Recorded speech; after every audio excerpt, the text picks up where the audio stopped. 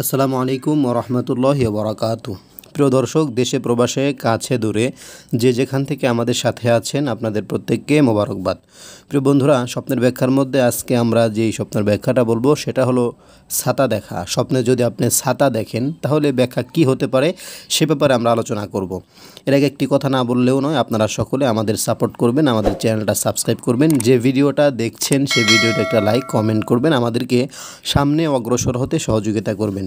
প্রিয় বন্ধুরা, হজরত মুহাম্মদ ইবনে সিরিন রহমতুল্লাহ আলাইহি বলেছেন, ছাতা মাথায় দিতে দেখা বাদশাহের পরিবারভুক্ত হলে, অর্থাৎ সে যদি বাদশাহের পরিবারের কেউ হয় তাহলে বাদশাহী পাবে বা বাদশাহ হবে, নতুবা বুজুর্গি লাভ হবে। অর্থাৎ আপনি বাদশার পরিবারের কেউ না, সাধারণ কোনো ব্যক্তি, সেক্ষেত্রে আপনার বুজুর্গি লাভ হবে, আপনার আমলের মধ্যে উন্নতি হবে।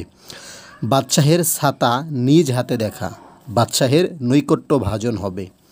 হজরত জাফর সাদিক রহমতুল্লাহ আলহি বলেছেন, ছাতা স্বপ্নে দেখার 7 প্রকারের ব্যাখ্যা হতে পারে। 1 নাম্বার রাজত্ব, 2 নাম্বার ইজ্জত, 3 নাম্বার বাদশাহী, 4 নাম্বার মর্যাদা, 5 নাম্বার অধিকার, 6 নাম্বার মর্যাদা, 7 নাম্বার বড়দের সান্নিধ্য লাভ। প্রিয় বন্ধুরা, স্বপ্নে ছাতা দেখলে কি ব্যাখ্যা হয় আশা করি সকলে বুঝতে পেরেছেন। এরপরেও যদি আপনাদের কোনো প্রশ্ন থাকে বা আমরা যেগুলো আলোচনা করলাম এর বাহিরেও কোনো স্বপ্ন দেখেন, আমাদেরকে কমেন্টস করবেন। ইনশাআল্লাহ আমরা সেগুলোর উত্তর দেওয়ার চেষ্টা করব। সকলে ভালো থাকুন, ইসলামের উপরে অটল অবিচল থাকুন। আসসালামু আলাইকুম ওয়া রাহমাতুল্লাহি ওয়া বারাকাতুহু।